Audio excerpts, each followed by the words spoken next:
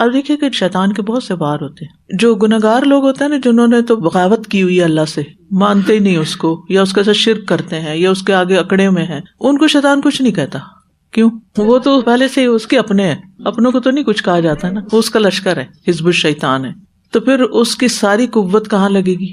جو اس کی بات نہیں مانتے. پھر جو اللہ کی بات مانتے ہیں، اس کی ساری قوت اب ان کے پیچھے لگے گی. اچھا، ان کے اوپر وہ آتا ہے کئی راستوں سے، اور اس میں سے ایک ہے مایوسی، نا امیدی.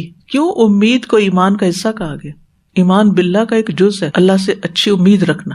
اور یہ صرف آخرت کے بارے میں اچھی امید نہیں، وہ تو ہے ہی، ہر معاملے میں اچھی امید رکھنا. اللہ خیر کرے گا، اللہ اچھا کرے گا، ہو جائے گا. اس میں پھر توکل کا عنصر شامل ہو جاتا ہے.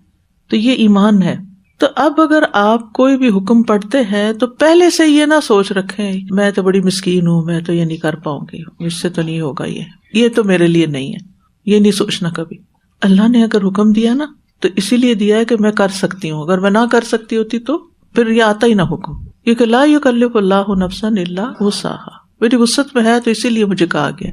اب آپ دیکھیے کہ ایک تو وہ مایوسی کے راستے آتا ہے. دوسرا ایک اور مصیبت، جب آپ ہر بات پہ کہتے ہیں بالکل ٹھیک، ہو جائے گا، ہو جائے گا، کر لوں گا، اتنے کر لیے اور یہ بھی کر لوں گا. اب یہاں کیا خطرہ آ گیا؟ تکبر. یہ بھی شیطان کا وار ہے. عمومی طور پر جو نیک لوگ ہوتے ہیں نا، ان کو وہ اس مصیبت میں گرفتار کر دیتا ہے. تم تو بڑے نیک ہو. بعض اوقات ہم منہ سے نہیں کہتے ہم بڑے نیک ہیں، لیکن ہم سمجھتے اپنے آپ کو بڑا نیک ہے. وہ کس طرح؟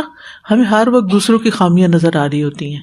فلاں لوگ یہ کر رہے ہیں، وہ فلانا یہ کر رہا ہے، فلانا یہ کر رہا ہے، ان کو یہ نہیں کرنا چاہیے، ان کو وہ نہیں کرنا چاہیے. یہ تکبر کی وجہ سے ہوتا ہے. اور اگر کسی کے پیٹھ پیچھے نام لے کے کر رہے ہیں تو یہ کیا ہے؟ غیبت. تو اب آپ خود سوچیں کہ شیطان پہلے تو رکاوٹ ڈالتا ہے، لیکن آپ پار کر گئے تو اب وہ تو ہو گیا، اس کے ہاتھ سے نکل گیا پھندا. اب اگلا پھندا ڈالے گا کہ اب اس کو تکبر میں مبتلا کرو. اور جب تکبر میں انسان آ جاتا ہے، وہیں سے غصہ آتا ہے، وہیں سے بدگمانی، وہیں سے نفرتیں اور حسد اور بغض اور غیبت اور طعنے اور بد اخلاقی، یہ ساری پھر اس کے بعد آتی ہیں. تو اس لیے تقویٰ بڑا ضروری ہے. ہر وقت تقویٰ چاہیے. تقویٰ گارڈ کرتا ہے ان ساری کیفیات کو. نہیں اللہ سے ڈرو، یہ نہیں سوچنا، اللہ سے ڈرو، یہ نہیں بولنا، اللہ سے ڈرو، یہ نہیں کہنا. تو اس لیے اللہ سے تقویٰ مانگتے رہنا چاہیے نا، کہ ہم کانشیس لائف گزاریں اور شیطان کے شر اور دشمنی سے ہوشیار رہیں.